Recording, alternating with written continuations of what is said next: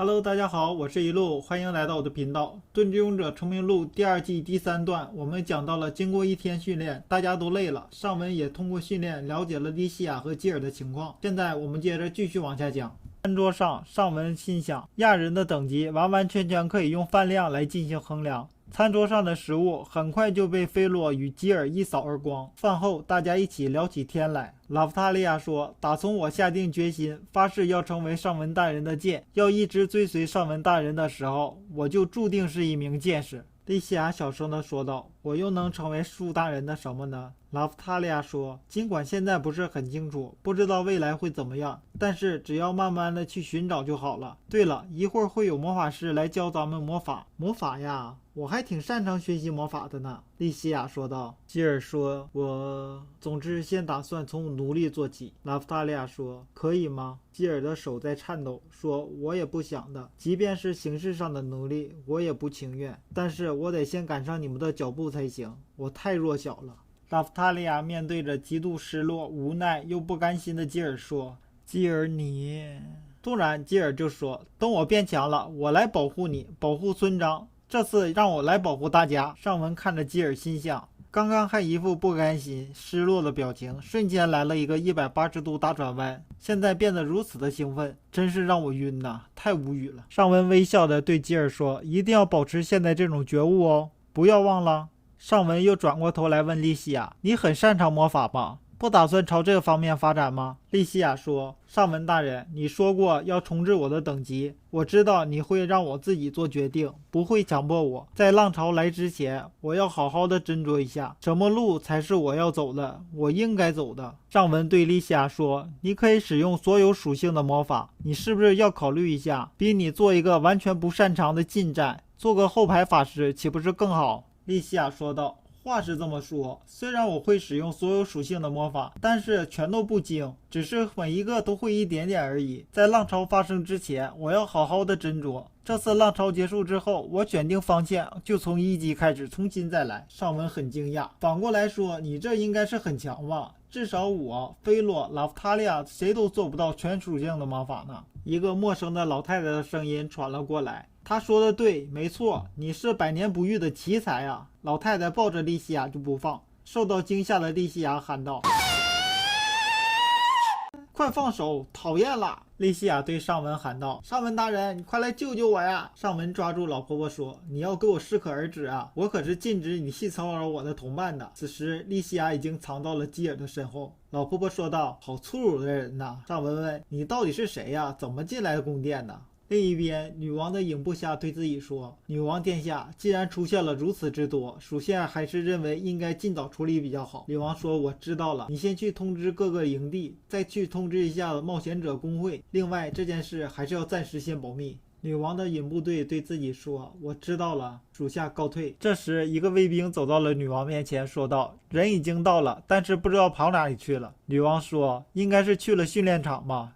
咱们一起去看一眼吧。”回到尚文这边，老婆婆用手弹了一下抓住自己的尚文，说了一句：“我还没有做自我介绍呢，神鸟大人。”尚文瞬间感受到全身发麻，就好比一道闪电在自己体内沿着自己的神经游走，疼痛遍布了自己神经的每一个角落，好久才消散。就在这个时候，尚文突然想到了拉库尔的攻防比例攻击。尚文疑惑的心想：“神鸟大人，这不是当初我到处游走进行行商还有帮助他人的时候被他们叫的名字吗？难道这老婆婆也是我帮助过的人吗？我不记得有这种会类似于攻防比例攻击的老婆婆呀。”老婆婆说：“看神鸟大人的表情，不记得了吧？神鸟大人，你可真是健忘呢。不过也是，我仅仅是被你帮助过的人之一呢。那么神鸟大人，你记不记得当时你给一个老人，他卧在床上不能动，你得给他喂药？那个人就是我了。当时要不是你及时把药送过来，相信我现在已经驾鹤归西了。吼吼吼！这次能再次见到神鸟大人，真的是很开心呐！彻夜星驰的赶来也值了。”尚文疑惑地问道：“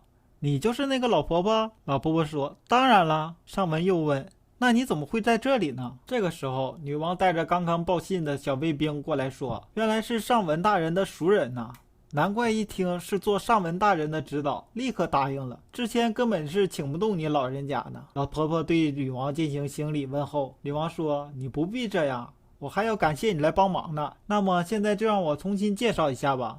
这位老人就是变幻无双流的唯一继承人。老婆婆接着自己介绍说，我的流派是专门为弱者而存在的，目的就是让弱者可以和实力压倒性的强者不分高低。尚文疑惑地思考着，弱者嘛。老婆婆接着说，我的流派是对气的运用。尚文问，气魔法什么的吗？老婆婆解释说，不是，魔法是靠改变万物法则驱动的一种技术，需要有相应的适应性和魔法的知识，而气则不是，它是让所有人都可以受到恩惠的，并不存在适应性。老婆婆说道，来，我给你们演示一下。说完后，老婆婆走到一个石像面前，竖起食指，噗呲捅进一个石像里面，一发力，石像就被炸开了。老婆婆向我们解释道，这就是我派变幻无双流对气的运用。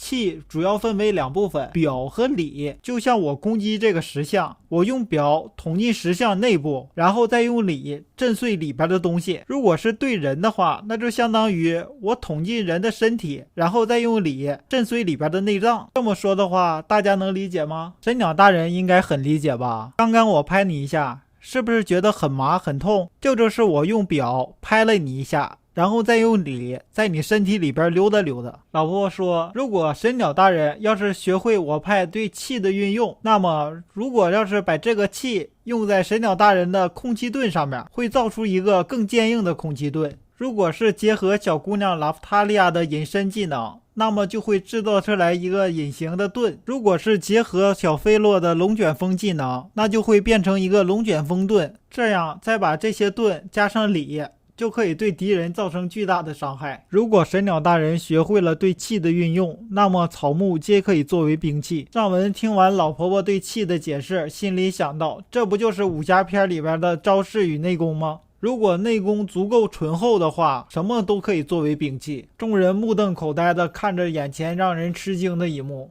这时老婆婆说，通过这个示范，大家能理解气的威力吗？听到这话，众人才回过神来，看着眼前这一幕，莉西亚走上前去，捡起一块碎石，用手指一捏，啪嚓，石头碎了。这时老婆婆又兴奋地喊道，啊，对，就这样。老婆婆兴奋地冲了上去，又一次抱住莉西亚不放，喊着，果然是百年不遇的奇才呀。就在这个时候，莉西亚又发出她特有的声音。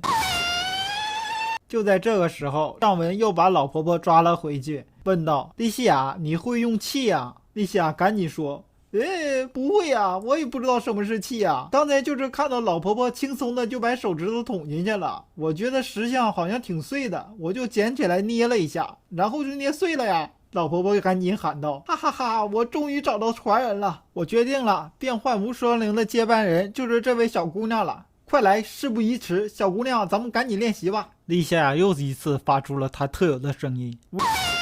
就在我们感叹老婆婆厉害的时候，站在后边的女王，她的影部队又出现在她的面前，具体说的什么也没听见，隐隐约约听到了好像说什么上一次什么的，之后就听到了他们说的还有一事禀报。女王听到影部队的禀报后，立刻惊讶地问道，你说什么？最后女王便对尚文说，尚文大人，您能随我来一下吗？尚文叫上拉夫塔利亚一起跟着女王走了，留下了莉西亚和老婆婆在练习。尚文随着女王来到了练习场，见到了艾库雷尔和炼，不知道说些什么。两位吃瓜勇者在藐视着看着艾库雷尔。见到这种情况，尚文心想，这帮家伙又开始进入藐视他人的模式了吗？炼说，不好意思啊，我只是给你点建议罢了，没别的什么意思。你练习这种雕虫小技，还不如去做点别的吧。艾库雷尔说道，我承认我现在不是很成熟，但是你侮辱我的流派剑术，我是无法容忍的。